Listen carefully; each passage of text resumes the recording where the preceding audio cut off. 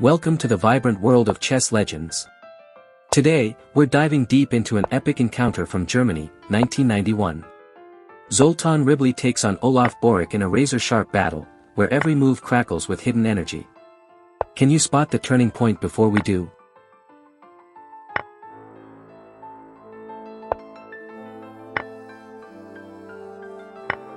The game begins with a flexible move. White develops the knight to f3. Black responds symmetrically with a central pawn. Then white builds up with d4, and black counterattacks with c5, setting a tense stage. Next comes c4, and after a series of fast exchanges, both queens leave the board.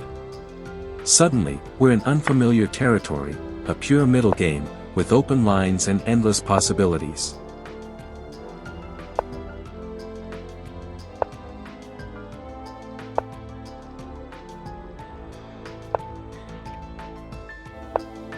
The pieces burst out, white pushes e4, seizes the center, and black mirrors with e5, signaling symmetry and tension.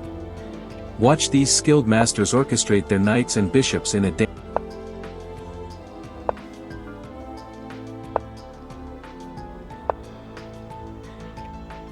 Look at white's aggressive plan. Knight swings to b3, preparing to challenge black's structure. Soon, both sides develop fearsome batteries on the queen side, rook c1, bishop e3. Suddenly, black leaps forward with knight c6 and magnifies pressure in the center. As the position explodes, tension peaks, white sacrifices, black counters, and both kings find safety just in time. Can you predict the next move? Drop your answer in the comments.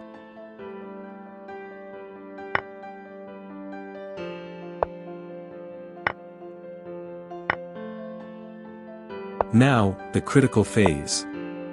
Rooks invade the c-file, bishops cut across the board, and the center shatters under pressure. Both players look for weaknesses. Will someone blink first? The battle rages on until draw. Yes, after a series of precise moves, both sides agree, peace is better than risk. A wonderful, instructive draw showing the beauty of symmetry and dynamism.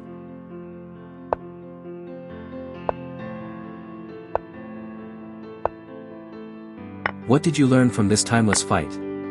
Would you handle the endgame differently? Which move surprised you most?